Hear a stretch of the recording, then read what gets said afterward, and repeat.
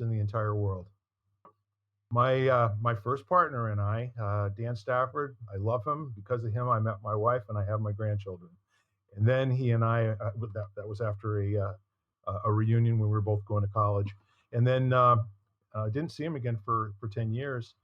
I went into business with him.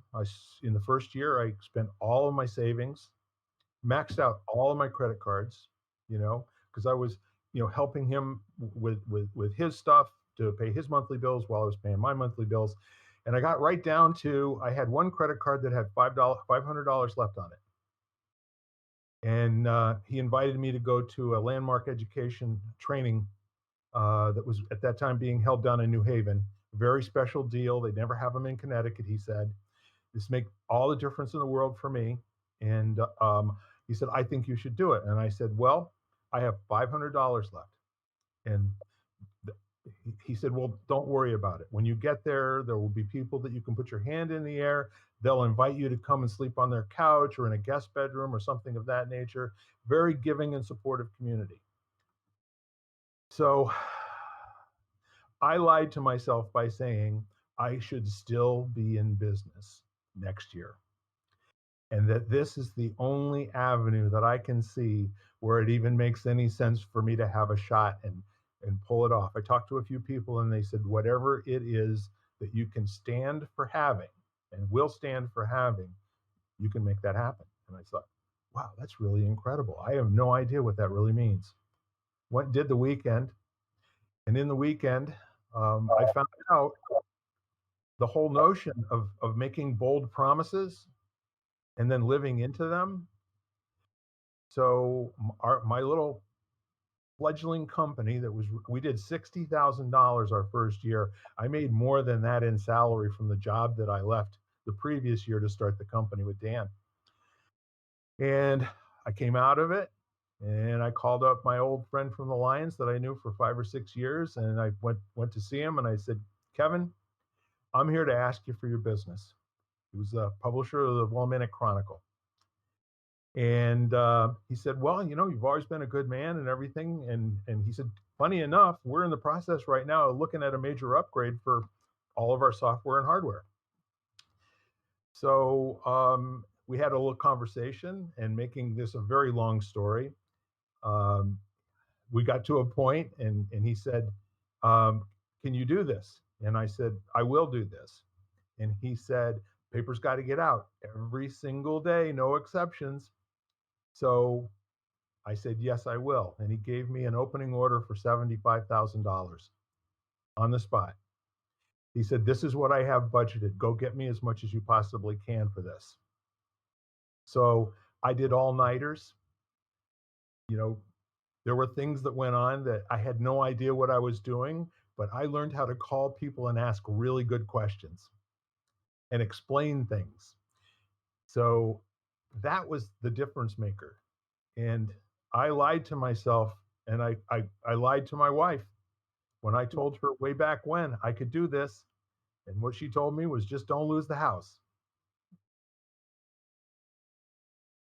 So I don't know if that's a good story or a bad story, but of all of the things in my life where I started getting a habit of lying to myself, really before doing anything and accomplishing anything that didn't seem easy to me or natural, I just found out that by setting a goal, a really bold one, and then stepping out and going and making it happen and never quitting, that's what I got from the self-help that I started in 1978 or 79, and I still do that kind of self-development today, every single day. And that's the end of my boring story. Ken, do you take notes? Yes. Yeah. And the funny thing though is I'll take a lot of notes and then most of the time I'll never look at them again. Like just, I don't know, there's something about the, physically writing it down and, that kind of helps. But yeah, it's interesting. It just kind of comes back.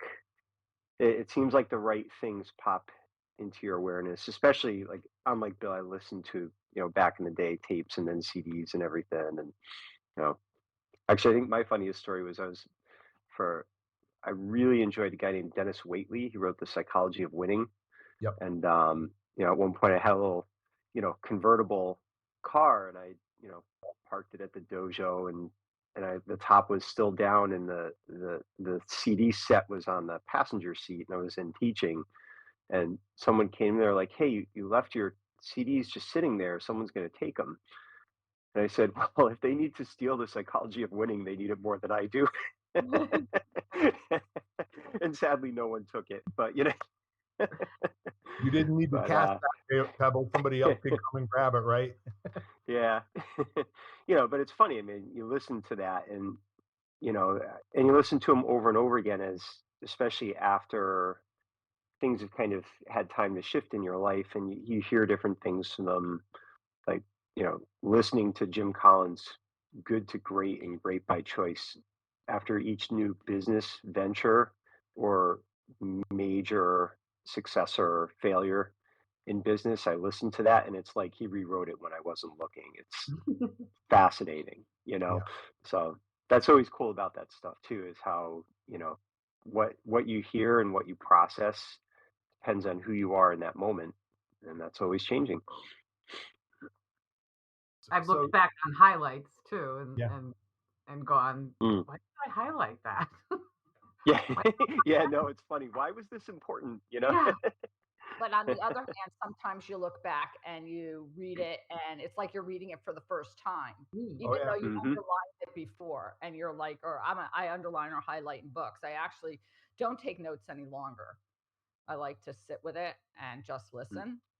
But yeah, where I'll reread things I highlighted and think like it's like I never read it before or never heard it before. And I'm like, wasn't I paying attention the first time? Like that I didn't get this around the first time. But I think a lot of just it doesn't have to be a self-help book because I look at, different ancient ancient texts that I've reread and reread, like the Bhagavad Gita or the Mahabharata, and then every time you read it, you're like, oh, and you get different messages or different things speak to you because you're at a different stage in your life. That is so true. Oh Yeah, yeah. I mean, like Sun Tzu, the Tao Te Ching, the Tao Te the Ching is Stoic, another. the Stoic teachings. It's like every time you read it, it's like, am I sure I've even read this before? Exactly. One of the yoga studios I teach at, we always choose texts that we all take what we call our theming from, and we're revisiting the Bhagavad Gita, and I'm actually really Mhm. excited because I don't know how many times I've read it, but every time I read it, I'm like, it's like reading it again for the first time. Yeah. Yep. It's cool. I still consider those self-help books. Yeah, me too. So do Oh, I. absolutely. Yeah, So absolutely. so this is interesting. We go through 12 years of school. The, the high school graduation is today. I saw this young man walking in front of my home with his mother, with his graduation robe on, and I looked at him and he was grinning ear to ear. And I said, "Graduation?" He said, "Yeah." And I said, "Well, congratulations and good luck to you. And I hope this is the first of many great things that you accomplish in your life." And he looked back at me and he smiled and he said, "Well, thank you. Same for you. Have a great day." So you do all that, and then you have this punctuation mark. And sadly, for a lot of people, that graduation is when it's over for them. For far too many people, or they get trained in a job and get taught how to do a skill or a task, or go on to secondary, college education, master's degree. Some people go several masters and a PhD or two. And how's that different from picking up, even a Zig Ziglar or a Napoleon Hill or, you know, any of that other stuff? So would those things not be considered self-help? Or are they just so mainstream that everybody gets that?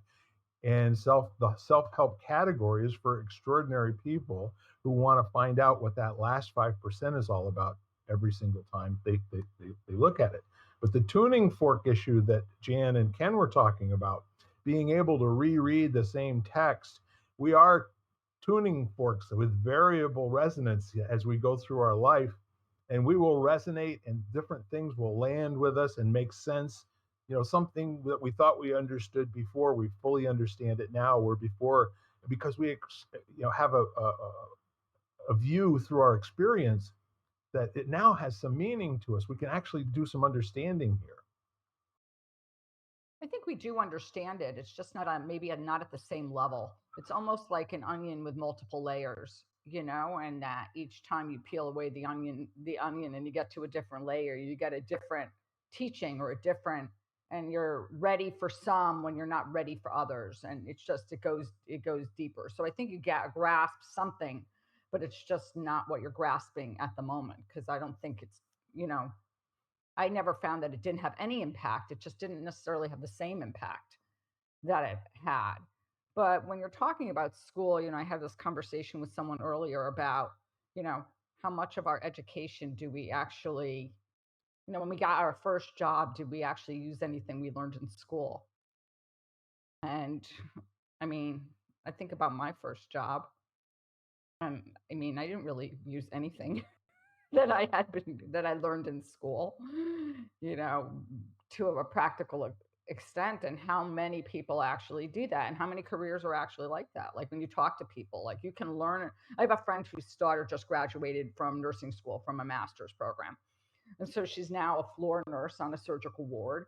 And we had this conversation because she had her first patient die the other day, Mm. and she said, she called, I'm there, and she calls my friend, and we're all chit-chatting and everything. And there's nothing in a textbook that teaches you that kind of stuff. Like that's life experience, which is what we're talking about. And I think that life experience is its own self-help. Well, the other thing too is it's not just the book learning in the classes; it's the whole social experiment. For the first 18 to 25 years of your life, some people are really adept at navigating the book side of it, but not so much the social side. Other people are really adept at being in competition in sports and what have you, and maybe not so much books.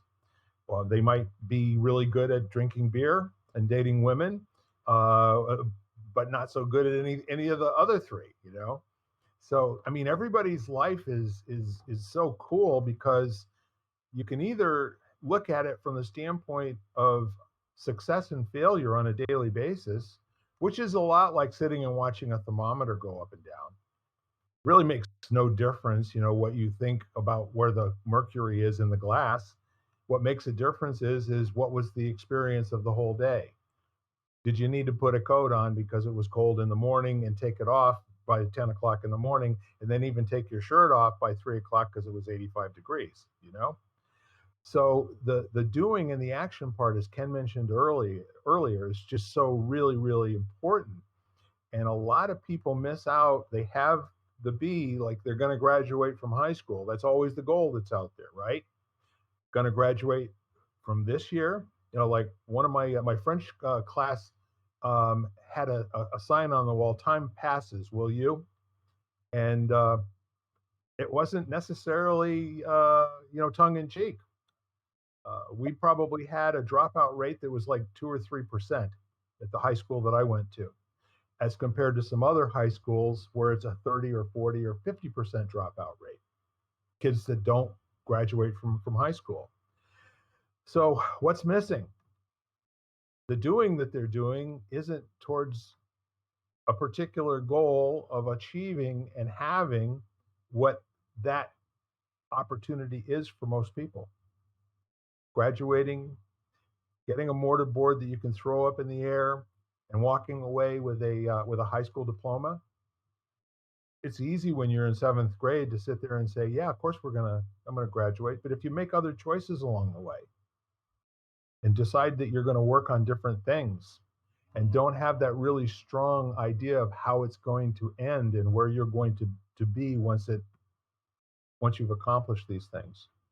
And that's again, going back to, if you really want something, you don't put a governor on the number of times you will attempt. The Thomas Alva Edison story. How many times did it take for him to make a functioning, working, viable, commercial grade light bulb? Well, the lore is he told somebody over 1,000 times, and